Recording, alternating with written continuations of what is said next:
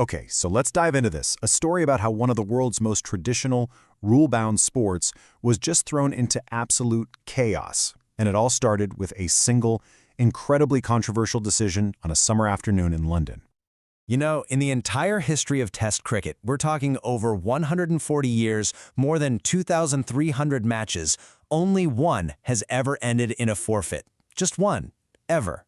And this is that story. So how on earth did we get here?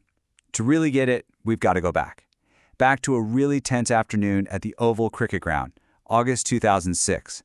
A high-stakes match between England and Pakistan was about to unravel in the most spectacular way possible. The whole crisis, the thing that kicked this all off, it didn't start with proof. It started with a suspicion. It was just a single, unproven judgment call by the umpires on day 4 that basically lit the fuse on a powder keg. Now, in the world of cricket, you have to understand, ball tampering is one of the worst things you can be accused of. It's not like a minor foul. It's a direct public accusation of cheating. It goes right to the heart of the integrity of the players and, by extension, their entire nation. So here's the real kicker. The reason for the decision. The umpires didn't need to see someone scratching the ball. They didn't need video evidence. Nope. Under the laws of cricket back then, all they needed was a suspicion that the ball had been illegally changed, and that was enough to act. And this just created this massive conflict, right? On one side, you've got Umpire Darrell Hair. He sees some marks on the ball. He thinks it's moving through the air in a suspicious way, and he makes the call.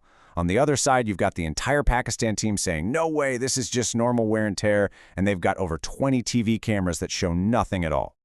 This quote right here, it just perfectly captures the tension that was already there. See, Darrell Hair wasn't just some random umpire. He was a pretty controversial figure, known for being super rigid, super uncompromising, and frankly, he already had a history of run-ins, especially with teams from the subcontinent. So that accusation, being labeled a cheat, that set the stage for a protest that nobody had ever seen before in the entire history of Test cricket. For the players, listen, this wasn't about a 5-run penalty anymore. That was nothing. This had exploded into a matter of national honor. They felt they'd been publicly shamed, branded as cheaters, and all without a single shred of actual proof. And Pakistan's captain, Inzamam-ul-Haq, he laid it out crystal clear. He basically said, look, our protest is a stand. It's against what we feel is a massive, public insult to our team and our country. We are not playing under that shadow. This timeline, it just shows how fast everything completely fell apart. It was a catastrophic failure of communication. What Pakistan thought was just a brief, symbolic protest, maybe 15-20 minutes to make their point, the umpires took as a final, absolute refusal to play the game. So this is the really crucial part. The moment, the literal second, that Umpire Hair lifted the bails off the stumps at 4:57 p.m., the match was legally over. Done. It didn't matter one bit that Pakistan was ready to play just a few minutes later. According to the rulebook, that decision was final. You'd think the chaos on the field was the end of it, right?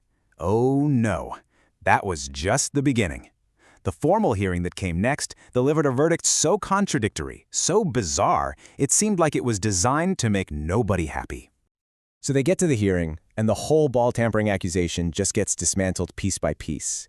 You have expert witnesses coming in and arguing that the umpires were basically just guessing, and that the scuffs on the ball were totally normal for a ball that had been smacked around for 56 overs. So check out this verdict. It's a messy, paradoxical compromise that makes your head spin. First, it officially says the Pakistan players did not cheat. But then it turns around and bans their captain for protesting that false accusation. And to top it all off, they remove the very umpire who made the bad call in the first place.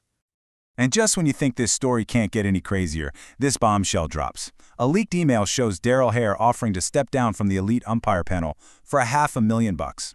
Now, he claimed the offer was invited, but the whole thing just destroyed any remaining confidence in his position.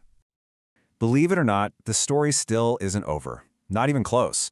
In a truly unbelievable series of events, the official result of the match gets changed, and then it gets changed back. I mean, this flip-flopping just showed a complete institutional meltdown. The highest governing body in the sport, the ICC, literally rewrote its own history books to deal with the political fallout, only to be told they didn't even have the power to do that. It was an absolute mess. This administrative chaos drove cricket's traditionalists insane. You know it's bad when Wisden, which is like the Bible of cricket, basically comes out and says, yeah, we'll write down what you did, but we're not going to pretend it was right.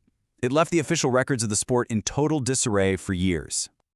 When you boil it all down, it was just the perfect storm, wasn't it? You had a rigid, by-the-book umpire clashing head-on with a team defending its national honor, and the whole thing was made worse by a total breakdown in communication and leadership that shook the sport to its very foundations. And that's the question that still hangs over this whole thing. The events of that day left a permanent, very complicated mark on the history of cricket. It forced everyone to take a long, hard look at the balance between the letter of the law and the spirit of the game.